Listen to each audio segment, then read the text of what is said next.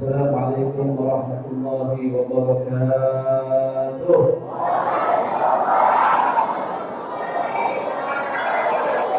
Alhamdulillah. Alhamdulillahilladzi hadana li hadza wa ma kunna linahtadiya laula an hadana Allah.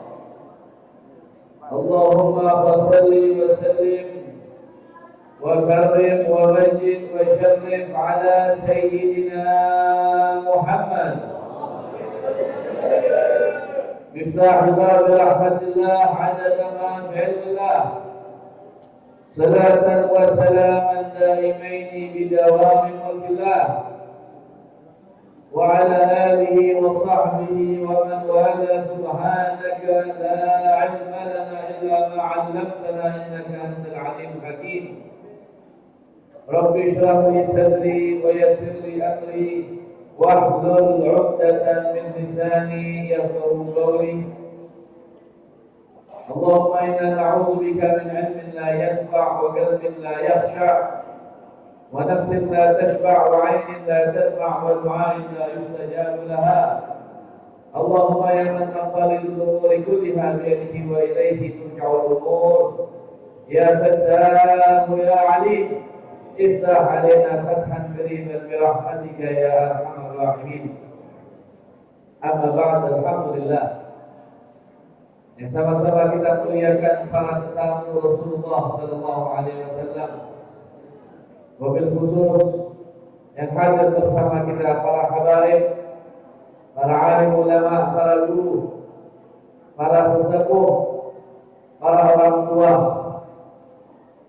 dan tidak lupa yang hadir bersama kita para pejabat aparatur negara.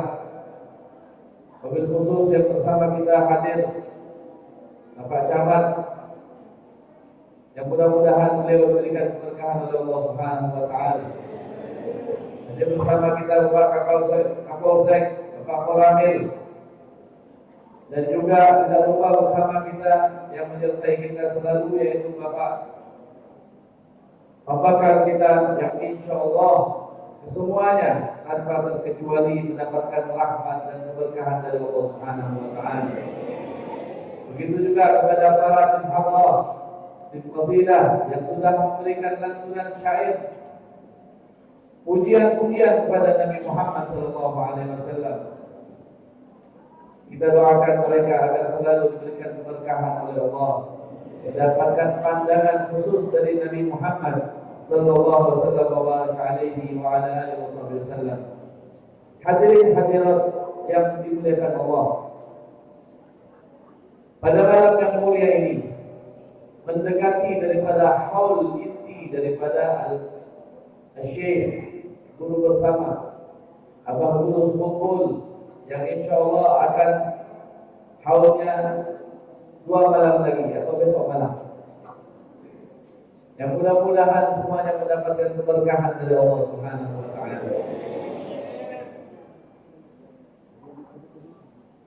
Mengagungkan haul, mengagungkan daripada menghormati daripada para alim ulama, mereka yang dekat dengan Allah, para kaum salihin, adalah salah satu daripada tanda kita mencintai Nabi Muhammad SAW. Adalah salah satu tanda kita untuk menjunjung syariatnya Nabi Muhammad SAW. Mereka, para ulama, mereka, para kaum salihin adalah salah satu daripada syiarnya Allah Subhanahu wa taala. Syiar yang diagungkan oleh Allah di dalam syariat Islam. Wa man yu'azzim sya'airallah fa innaha min taqwal qulub. Barang siapa yang mengagungkan syiar-syiarnya Allah, maka dia termasuk orang-orang yang mempunyai takwa dalam hati mereka. Kecintaan kepada kebaikan, kecintaan kepada ilmu, kecintaan kepada orang yang mempunyai ilmu, kecintaan kepada para pewaris Nabi Muhammad SAW adalah tanda cinta tersebut mengagungkan syiar daripada syiarnya Allah Subhanahu wa taala. Oleh karenanya mudah-mudahan jika di di dalam hati kita terdapat cinta kepada mereka, para kaum salihin, maka kita akan mendapatkan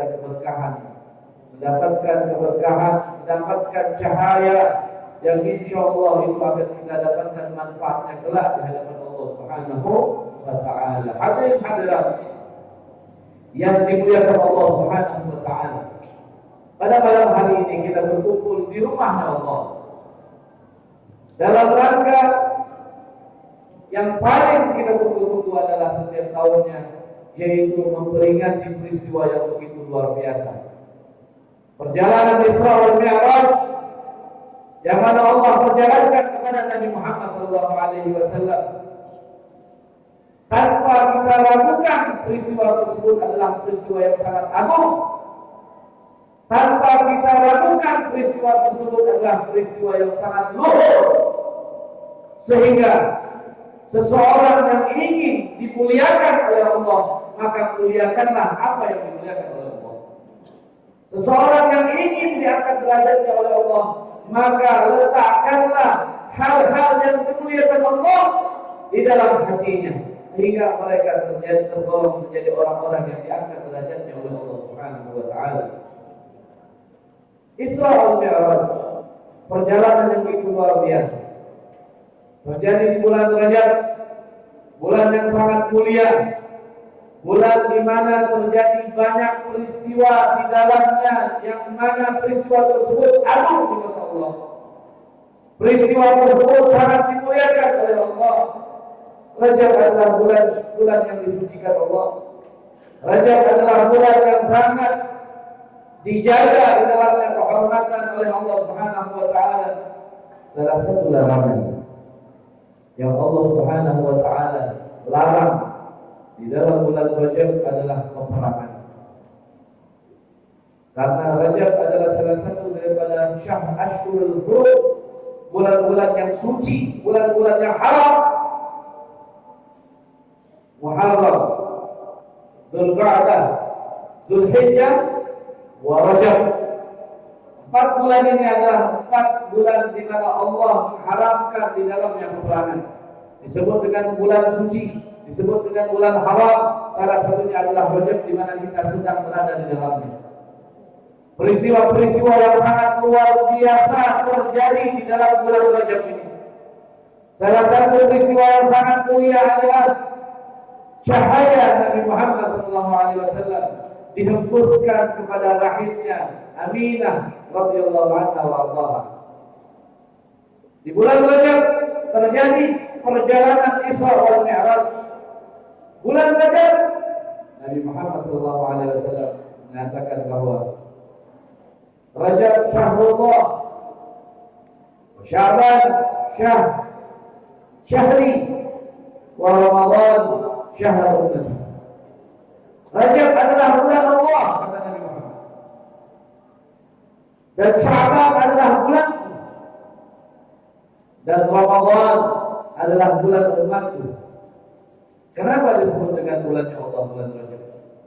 Karena bulan Rajab adalah bulan istighfar, syahrul istighfar, di mana Allah Subhanahu wa Ta'ala akan bentangkan di dalam bulan ini kesempatan bagi setiap hamba yang ingin beristighfar, meminta ampun kepada Allah, meminta maaf kepada Allah, kembali kepada Allah, bertaubat kepada Allah.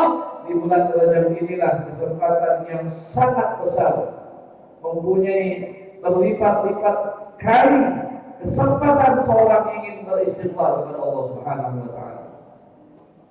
Karena mereka para ulama pun mengatakan bahwa syahrul Rajab syahrul istighfar. Bulan Rajab adalah bulan di mana kesempatan kita untuk meminta ampun kepada Allah Subhanahu wa Ta'ala. Hadirin hadirat yang dimuliakan Allah. Wa syahrul Rajab wa syahrul asab.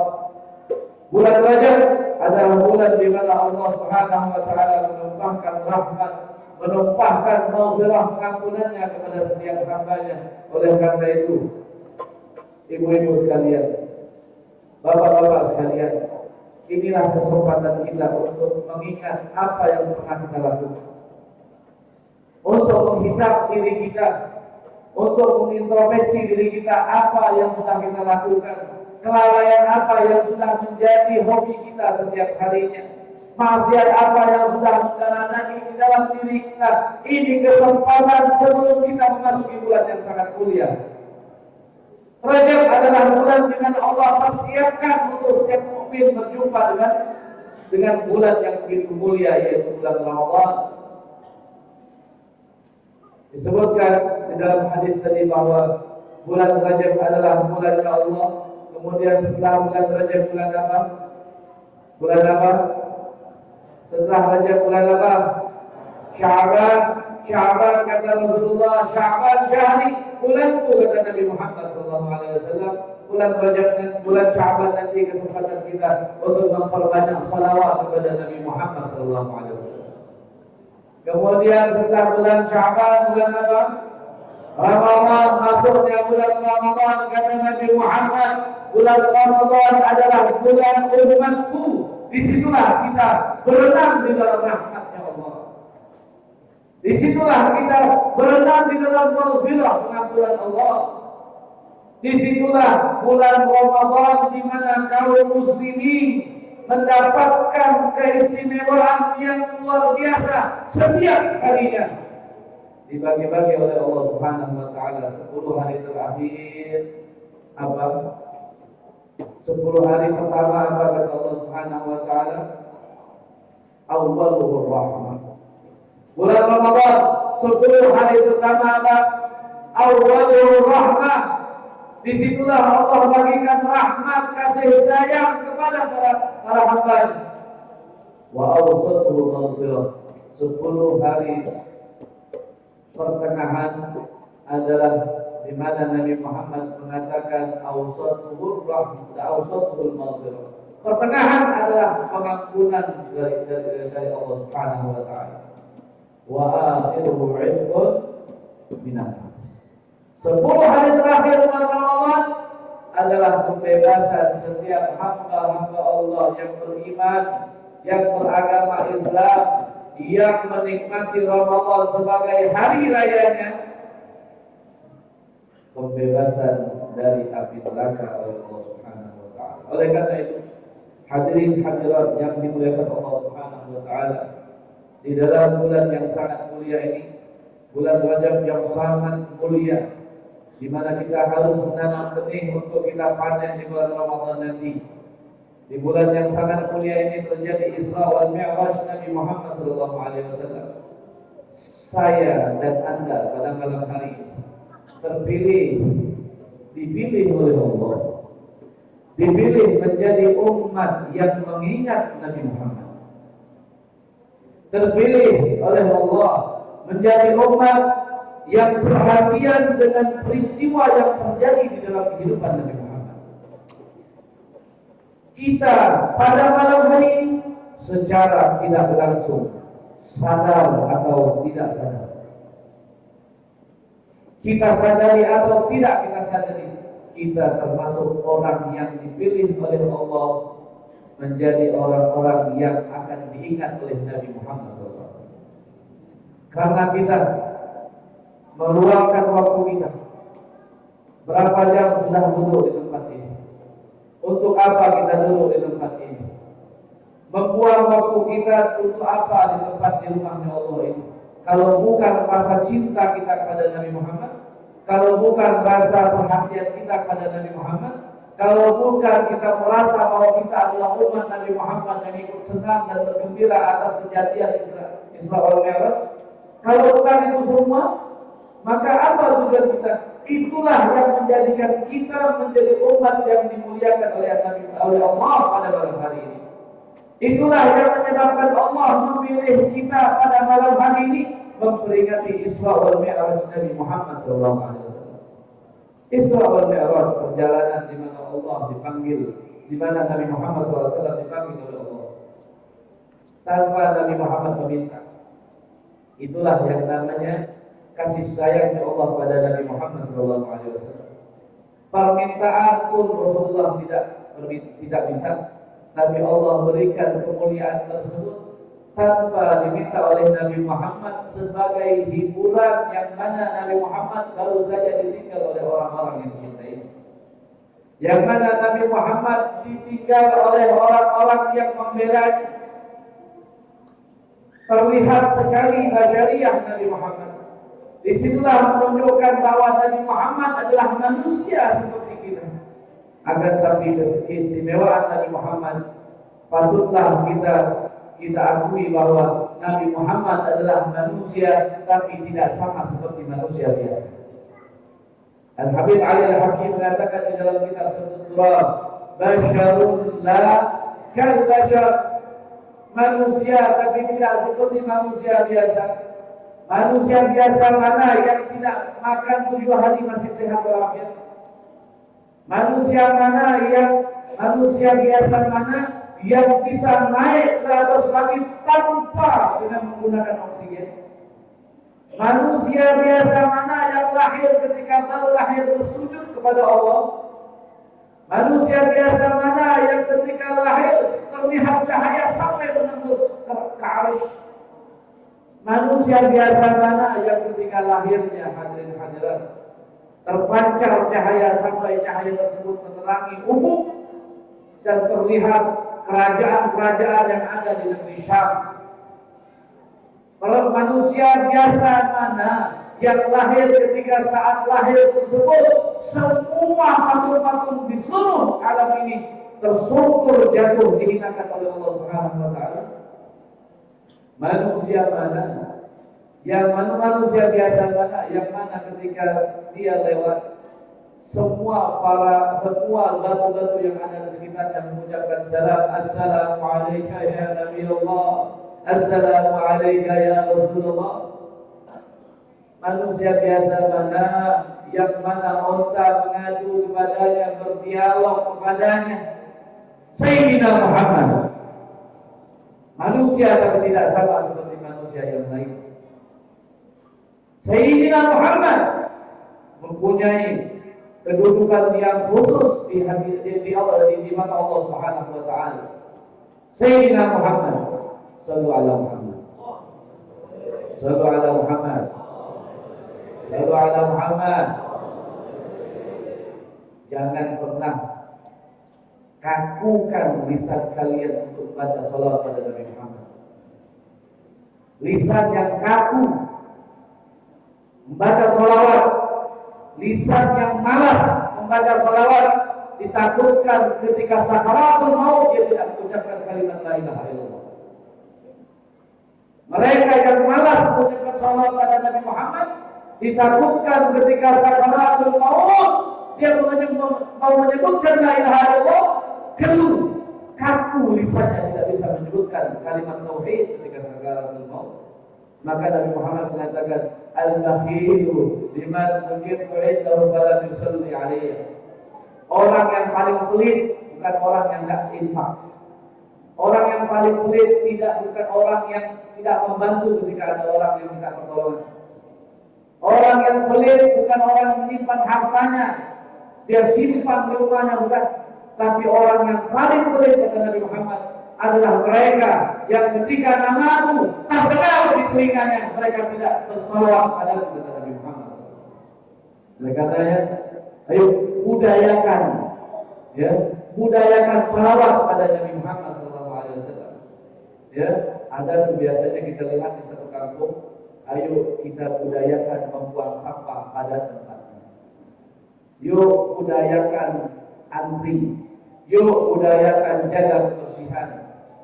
Kita orang Muslim, malam ini kita dengar, yuk budayakan salawat kepada Nabi Muhammad sallallahu alaihi wasallam. Hadirin hadirat yang dimuliakan Allah, ketika Allah memberikan kegembiraan di dalam hati Nabi Muhammad, perjalanan Isra wal Mi'raj adalah sebuah perjalanan yang menggembirakan hati Nabi Muhammad sallallahu alaihi wasallam, yang menghibur hati Nabi Muhammad. Dua orang yang meninggalkan Nabi Muhammad, yang selalu mencintai Nabi Muhammad, selalu perhatian dengan Nabi Muhammad, selalu membela perjuangan Nabi Muhammad sallallahu alaihi wasallam. Yang pertama adalah Abu Thalib, paman Nabi Muhammad sallallahu. Paman beliau yang selalu membela perjuangan Rasulullah. yang selalu berkorban untuk Rasulullah, yang selalu memasang badannya untuk keperluan dan kepentingan Nabi Muhammad SAW. Bahkan tidak segan-segan mengorbankan nyawanya untuk membela Nabi Muhammad SAW. Walaupun beliau tidak secara langsung terdengar syahadatnya, walaupun beliau tidak secara langsung masuk Islam di hadapan Nabi Muhammad, akan tetapi beliau berani mengorbankan nyawanya untuk Nabi Muhammad SAW.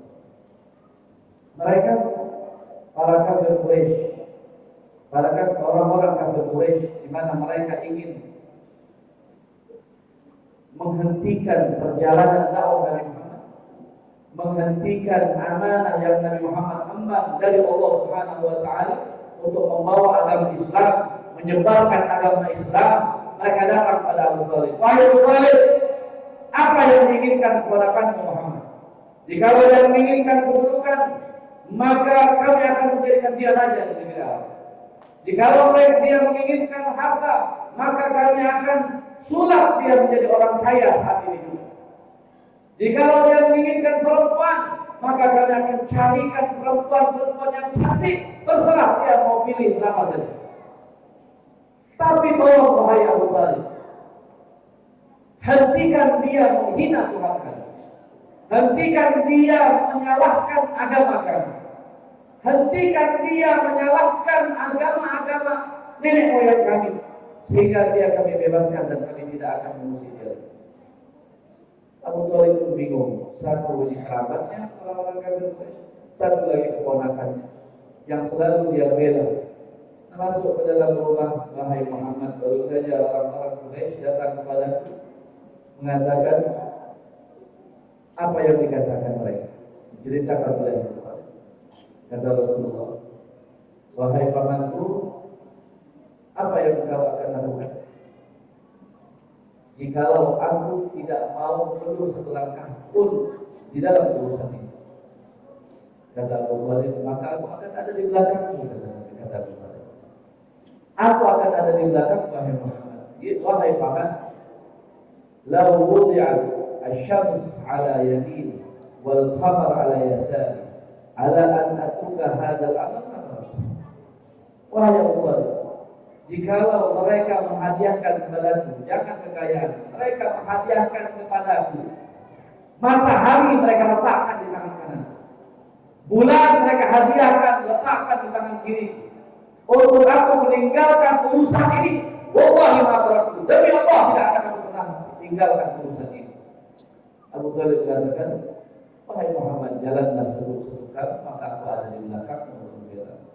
Paman yang begitu yang begitu sayang dengan Nabi Muhammad, paman yang selalu mensupport apa yang dilakukan oleh keponakannya tersebut, ya. Kemudian meninggal juga istri tercinta beliau, Sayyidatina Khadijah al-Kubra. Sayyidatina Khadijah meninggal di bulan yang sama, yang mana Nabi Muhammad sedih, ditinggal oleh Abu Thalib, ditinggal oleh Khadijah, istri tercinta. Kesedihan tersebut sehingga menuliskan sejarah bahwa tahun tersebut pun dinamakan dengan tahun kesedihan, Amul Huzn. Dicatat di dalam sejarah bahwa kesedihan Nabi Muhammad pada tahun itu menjadikan nama tahun tersebut menjadi Amul Huzn, tahun kesedihan. Dulu belum ada bilangan tahun 1, tahun 2, tahun 3, tidak ada. Belum ada bilangan tahun berapa-berapanya. Bahkan 1444 yang sekarang tidak ada di dalamnya, ya, itu tercatat setelah hijrahnya Nabi Muhammad SAW. Setelah hijrahnya Rasulullah ke kota Madinah. Kemudian Masehi pun tidak disebutkan pada saat itu. Mereka selalu meletakkan nama tahun sesuai dengan momen-momen mereka. Terjadinya banjir yang begitu hebat di Mekah pada saat itu, mereka namakan dengan tahun tufan. Apa tufan? Angin topan dan banjir bandang. Disebut dengan tahun tufan. Kemudian pada di mana Nabi Muhammad saat masih kecil saat itu, ketika Rasulullah lahir terjadilah apa? Terjadilah peristiwa Abraha ingin menghancurkan Mekkah. Kemudian dimusnahkan oleh Allah dengan burung ababil yang melemparinya dengan apa? Dengan batu dari neraka. Maka tahun tersebut dinamakan dengan apa? Yang bersamaan dengan momen tersebut disebutkan dengan tahun gajah. Jadi zaman dulu, andai kata ada sesuatu yang mereka senangkan di dalam tahun mereka, maka tahun tersebut dinamakan dengan tahun sesuai kejadian. Nah, Nabi Muhammad sedih ketika ditinggalkan oleh kedua orang yang sangat mencintai. Akhirnya tahun tersebut pun dinamakan dengan tahun kesedihan, Amul Huzn. Hadirin hadirat yang dimuliakan Allah Subhanahu wa taala. Tidak ada alasan yang kuat untuk tidak terbunuhnya Nabi Muhammad ketika menyebarkan Islam di kota Makkah. Tidak ada alasan yang kuat. Tidak ada hal yang bisa membela Nabi Muhammad untuk tidak terbunuh ketika menyebarkan agama di kota Makkah. Karena saat itu Nabi Muhammad tidak mempunyai kekuatan. Nabi Muhammad pendukungnya sedikit, agama baru yang dibawa, ajaran baru yang dibawa, di tengah-tengah orang yang brutal. Kenapa dikatakan brutal? Mereka berani memukul putri mereka yang baru lahir hidup-hidup. Kurang brutal apa? Hewan saja tidak sebrutal mereka. Nabi Muhammad, satu-satu alasan Nabi Muhammad tidak terbunuh di tengah-tengah mereka karena pamannya mempunyai kekuatan, yaitu orang terpandang di dalam kaum orang-orang Quraisy. Itu pamannya. Yang kedua, yang membuat Nabi Muhammad tidak terbunuh karena power harta yang begitu hebat Nabi Muhammad miliki melalui wasilah istri beliau, yaitu Sayyidatina Khadijah, adalah seorang saudagar yang sangat kaya. Jikalau dua orang ini tidak membela dan melindungi Nabi Muhammad SAW, maka tidak ada alasan di dalam sejarah mencatatkan tidak ada alasan Nabi Muhammad tidak terbunuh di tengah-tengah kafir Quraisy. Tapi dengan dua ini, akhirnya dua ini meninggal dunia. Makanya Nabi Muhammad setelah meninggalnya paman dan istrinya, Nabi Muhammad pergi ke kota Taif. Ini menunjukkan Nabi Muhammad pun seperti manusia biasa juga. Setelah sedih ingin menenangkan diri di kota Taif. Tahu kota Taif kalau kita di Indonesia ini seperti puncak di Bogor sana dingin. Ya, seperti di Batu di Malang. Nabi Muhammad pergi ke kota Taif ingin menenangkan pikiran, melihat gunung dengan udara yang sejuk. Tapi di dalam perjalanan Nabi Muhammad untuk menenangkan diri pun, proses Nabi Muhammad ingin menyenangkan dirinya pun, Nabi Muhammad di Taif dilempari batu oleh orang-orang Taif. Nabi Muhammad diusir sampai darah Nabi Muhammad menetes di kota Taif. Dua malaikat datang, bapak-bapak ibu sekalian.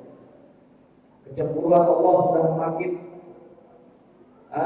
makin meningkat kepada Nabi Muhammad yang disakiti. Dua malaikat diutus oleh Allah. Wahai malaikat, tanyakan kepada kasih, minta izin dengan dia. Kalau dia izinkan, tumpahkan dua gunung ini, tumpukan di atas kota Taif. Datang dua malaikat yang menjaga gunung. Wahai Muhammad, kami datang suruh oleh Allah minta izin dua gunung di antara Taif ini. Ya, jikalau kau izinkan saat ini juga kami balikkan di atas mereka dan kami musnahkan semua orang Taif.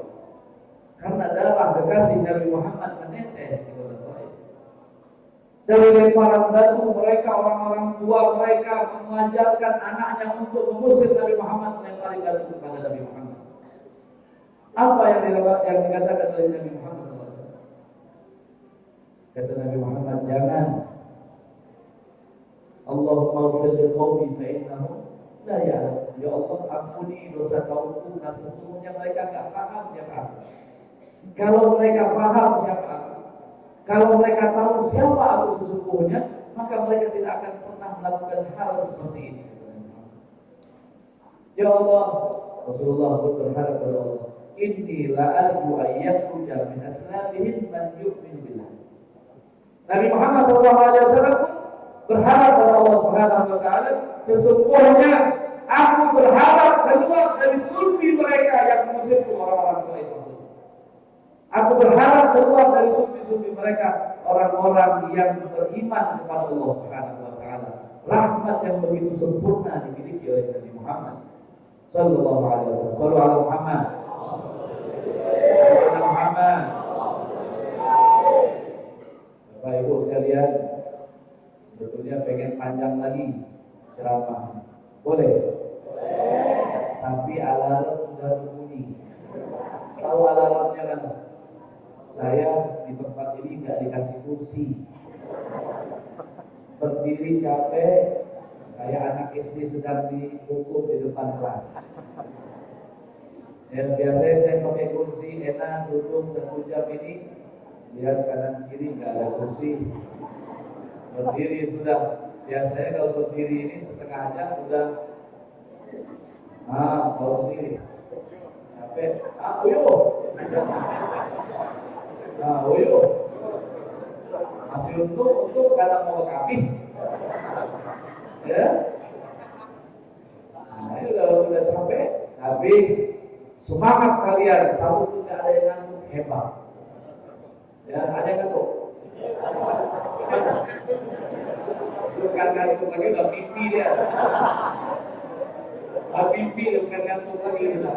Tanyakan dia pipi siapa? Pipi Israel juga ada.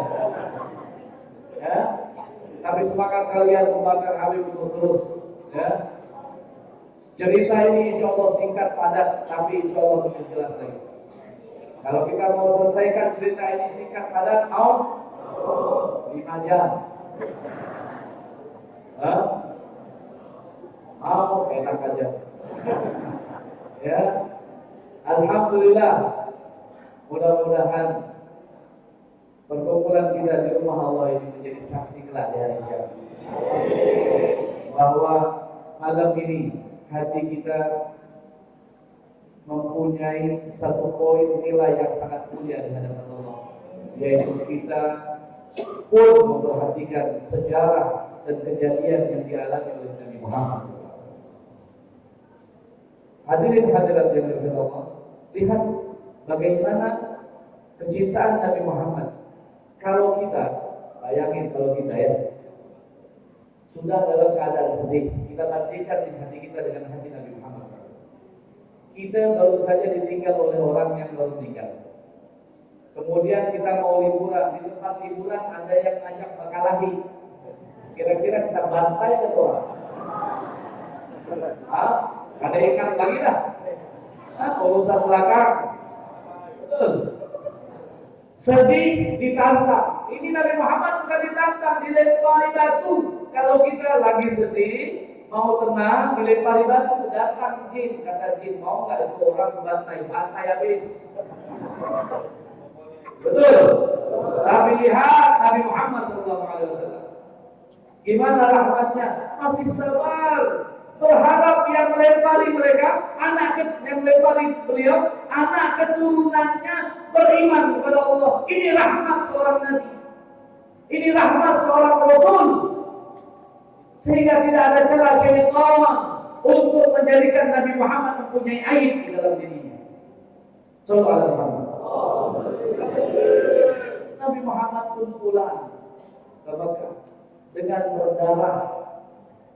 Wajahnya berdarah habis dilempari di kota Mekah.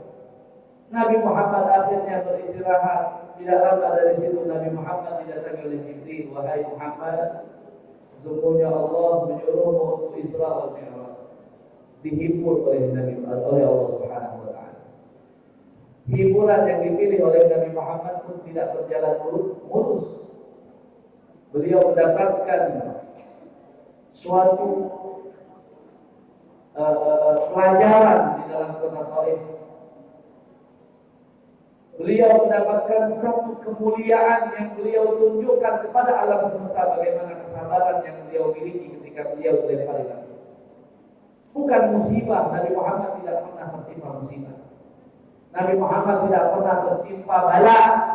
Nabi Muhammad tidak pernah tertimpa bencana. Semua yang terjadi di dalam diri Nabi Muhammad adalah pelajaran bagi alam semesta. Adalah satu hikmah bagi alam semesta, menunjukkan Nabi Muhammad adalah pemimpin dunia yang sesungguhnya, yaitu Nabi Muhammad. Bukan hanya pemimpin manusia, Nabi Muhammad pemimpin semua makhluk yang diciptakan oleh Allah Subhanahu wa taala.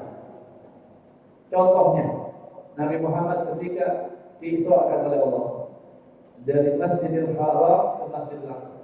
Subhanalladzi asra bi'abdihi lailan minal Masjidil Haram ila Masjidil Aqsa alladzi barakna haulahu. Maha suci Allah yang memperjalankan seorang hamba. Lihat di sini, bi'abdihi. Kalimat yang sangat manja dari Allah untuk Nabi Muhammad SAW. Allah perjalankan, bukan Allah izinkan untuk berjalan, tidak, tapi Allah asra bi'abdihi. Allah yang memperjalankan Nabi Muhammad SAW. Allah memperjalankan hambanya lailan pada waktu malam. Minal Masjidil Haram ilal Masjidil Aqsa, dari Masjidil Haram ke Masjidil Aqsa. Di dalam perjalanan tersebut pelajaran yang luar biasa yang Allah berikan kepada Nabi Muhammad, sehingga ketika sampai ke Baitul Masjidil Aqsa, Nabi Muhammad berjumpa dengan para nabi dan para rasul yang pernah diangkat menjadi nabi dan para rasul. Seluruh nabi, seluruh rasul hadir pada malam tersebut, ingin mendapatkan kemuliaan salat di belakang Nabi Muhammad SAW. Kenapa mereka berbondong-bondong datang? Kenapa mereka mematuhi perintah Allah untuk berkumpul di Baitul Maqdis, di Masjidil Aqsa, untuk berjumpa dengan Nabi Muhammad SAW? Rasul SAW menjadi imam mereka di dalam salat. Semua nabi dan semua rasul pada saat itu datang karena mereka sebelum diangkat menjadi nabi dan menjadi rasul, mereka menandatangani perjanjian bahwa kami akan mendukung Muhammad, kami akan menjadi penolong Muhammad, kami akan menjadi orang yang di garda terdepan di dalam menegakkan syariat yang dibawa oleh Nabi Muhammad SAW. Ya, jadi mereka sudah ada tanda tangannya, sudah ada perjanjiannya, hitam di atas putih di hadapan Allah Subhanahu wa taala, bahwa mereka pun akan menyokong apa yang dilakukan oleh Nabi Muhammad SAW. Begitu mulianya Nabi Muhammad menjadi imam di hadapan para sahabat, para nabi dan para rasul. Rasul sallallahu alaihi wasallam menjadi imam. Pada saat itu pun mereka nabi-nabi yang belum meninggal seperti Nabi Idris yang saat ini ada di langit, kemudian Nabi Isa alaihissalam yang berpendapat bahwa Khidir pun adalah nabi pun hadir pada saat itu juga, yang masih hidup pun berjumpa dengan Nabi Muhammad SAW. Yang sudah meninggal pun berjumpa dengan Nabi Muhammad SAW. Apa yang Nabi Muhammad dapatkan di dalam perjalanan? Yang Nabi Muhammad dapatkan di dalam perjalanan yaitu pelajaran yang Allah inginkan Nabi Muhammad ambil untuk menghadapi cobaan, untuk menghadapi tantangan orang-orang kafir Quraisy dan Yahudi di kota Makkah, menjawab pertanyaan mereka satu persatu. Seringkali Nabi itu mendapatkan cobaan, yang mendapatkan tantangan bukan hanya jasadnya saja. Jasadnya dilempari dengan batu, jasadnya diusir dari Mekah, jasadnya dilempari dengan kotoran onta. Seringkali Nabi Muhammad mendapatkan hal seperti itu, tapi Nabi Muhammad pun sering dihadapkan dengan tantangan ilmiah, ditanya tentang ilmu. Jangan kira Nabi Muhammad tinggal berilmu. Ilmu Nabi Muhammad, seluruh ilmu yang ada di alam semesta ini berasal daripada ilmunya Nabi Muhammad. Tapi Nabi Muhammad di situ orang-orang bungul, tahu bungul? orang-orang bodoh seperti kafir-kafir Quraisy, seperti Yahudi pada zaman Nabi Muhammad itu bertanya kepada Nabi, sering menantang pertanyaan pada Nabi Muhammad. Ya Muhammad, apa makanan pertama kali yang dimakan oleh penghuni surga? Kita pun bingung sebenarnya. Jawabannya, ya, wahai Muhammad, kira-kira setelah kiamat nanti yang mana agamamu meyakini bahwa kiamat akan terjadi, di mana Tuhanmu menyimpan matahari dan bulan semuanya? Oh, ini pertanyaan orang umum. Ya, tapi Nabi Muhammad bisa menjawabnya. Bahkan setelah Isra wal Mi'raj, perjalanan di mana Nabi Muhammad mendapatkan ilmu yang sangat maksimal, Nabi Muhammad mengenal semua wajah daripada para nabi dan para rasul. 313 para rasul, 124.000 para nabi, semua dihafal wajahnya. Sekarang nih berapa orang di sini? Paling nggak lebih dari 1.000, betul? Gimana cara ngapal tentang kalian? Sudah bungas-bungas? Nah, kalau ngapal mukabir gampang bungas. Ya, satu orang dilawan, ramai orang melawan satu orang untuk menghafal, susah. Kita bisa menghafal wajah kalian.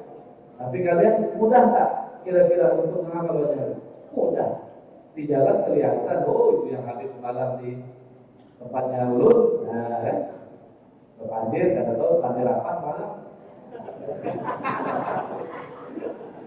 Nah, panjang banget lo pandir kasih itu malam. Hampir ngantuk-ngantuk ulun.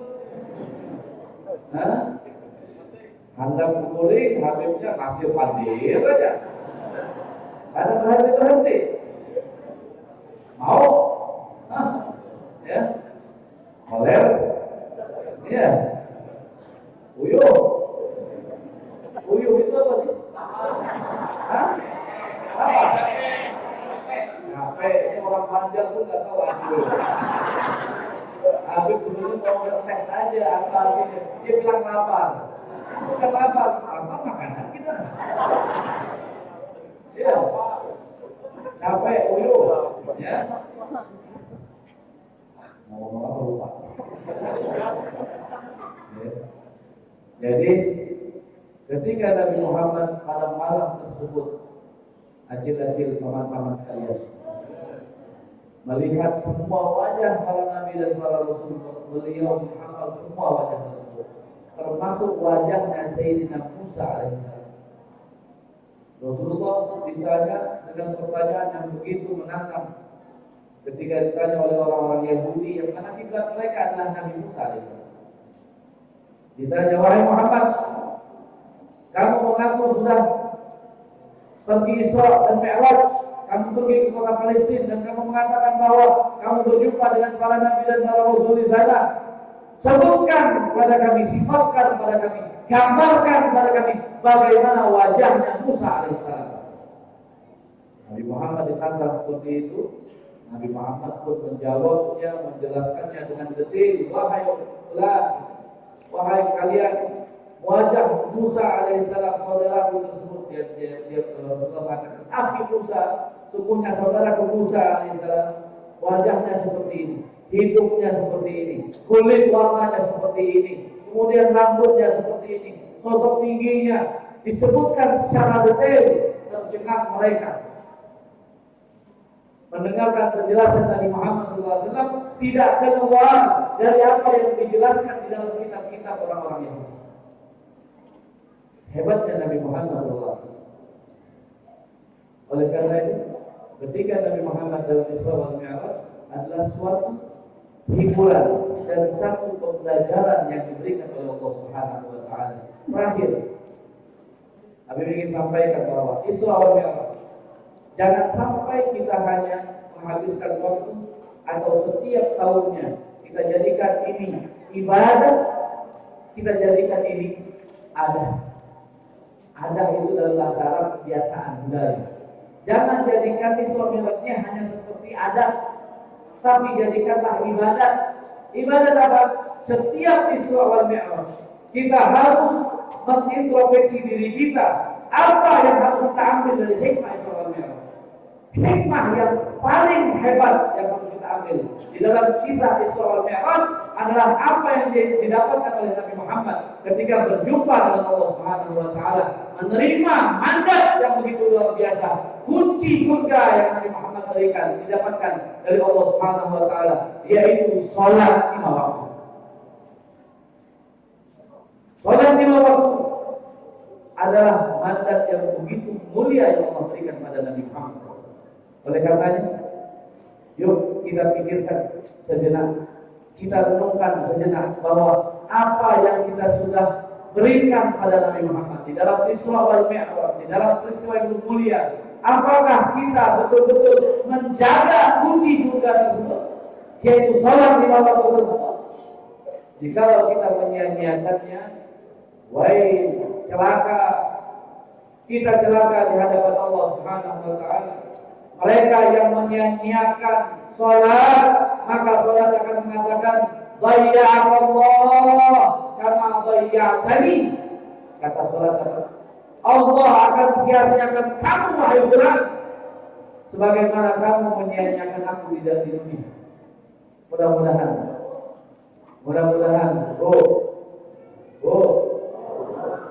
sudah mulai uyuh tuh. Ada yang udah gulingan tuh. Awas gila di masjid nggak boleh. Ya, kalau gila keluar toilet ada bapak. Ya.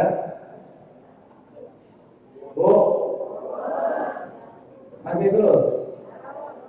Memang ibu-ibu ini kadang-kadang kejam. Kaki habis udah bergetar lah tuh. Ya. Lain kali kalau bukan habis lagi bawain kursi biar lama ceramahnya. Sebagian mau kursi, sebagian kalau usah ada kursi biar cepat ceramah selesai. Ya. Mudah-mudahan apa yang kita sampaikan ada manfaatnya. Mudah-mudahan yang kita dengarkan ada hikmahnya yang bisa kita amalkan, insyaallah. Amin. Ya Rabbal Alamin. Terakhir saya ingin sampaikan. Dari tadi terakhir terus ya. Ini terakhir betul. Apa yang ingin saya sampaikan? Mudah-mudahan niat kita di dalam rumahnya Allah ini, di dalam majlis yang mulia ini, di dalam acara yang begitu mulia ini, mudah-mudahan ini menjadi satu momen di mana Allah Subhanahu wa taala dan Nabi Muhammad SAW tidak melupakan kebaikan. Oleh karenanya, pasang niat yang baik sebelum selesai, pasang niat yang baik. Apa niatnya? Apa niat kalian datang sini? Kalau mau dapat nasi kotak aja, gampang. Sekarang lagi kalau bangun banyak di jalan. Ambil jalan gratis betul. Kalau niatnya hanya itu, alangkah bodohnya dia, kumpul sekali. Ya, harus berniat yang sangat istimewa. Apa? Dapat syafaat Nabi Muhammad, dapat hidayah biar sholatnya nggak bolong-bolong lagi, sholatnya biar rajin, doakan orang tuanya, berniat agar orang tuanya rezekinya diluaskan, diberkahi oleh Allah. Perbanyak niat, mudah-mudahan dengan niat tersebut menyebabkan kita tidak dilupakan oleh Allah, tidak dilupakan oleh Nabi Muhammad, kelak akan berkumpul bersama Nabi Muhammad sallallahu alaihi wa barik alaihi wa ala alihi wa sahbihi wasallam, dan kita mendapatkan keberkahan Isra wal Mi'raj dan keberkahan Abah Guru Sekumpul yang malam ini pun kita bersertai dengan haul beliau. Mudah-mudahan Allah tidak harapkan keberkahan beliau pada kita. Mudah-mudahan keberkahan Abah Guru Sekumpul tidak diharapkan kepada kita. Mudah-mudahan Allah bukakan keberkahan tersebut mengalir kepada rumah tangga kita, mengalir keberkahan Abah Guru Sekumpul di dalam perniagaan kita, mengalir keberkahan Abah Guru Sekumpul di dalam semua yang kita miliki, mengalir keberkahan tersebut di dalam keseharian kita, di dalam ibadah kita, dan insya Allah kita berharap tidaklah kita keluar dari majlis ini melainkan Allah ampuni dosa-dosa kita, Allah sehatkan badan kita, Allah panjangkan umur kita dalam keadaan taat, dalam keadaan sehat, dan Allah Subhanahu wa taala menjadikan saya dan Anda menjadi umat yang mendapatkan syafaat Nabi Muhammad sallallahu alaihi wasallam ala hadhihi الدنيا وعلى كل دين صالحة جامعة شاملة في الدنيا والآخرة. اللهم اجعل جمعنا هذا جمعا مرحوما وتفرقنا بعده تفرقا معصوما ولا تجعل منا ولا علينا شقيا ولا محروما.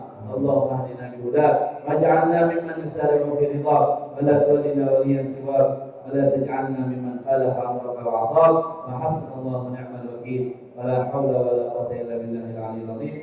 صلى الله على سيدنا محمد وعلى اله وصحبه وسلم والحمد لله رب العالمين.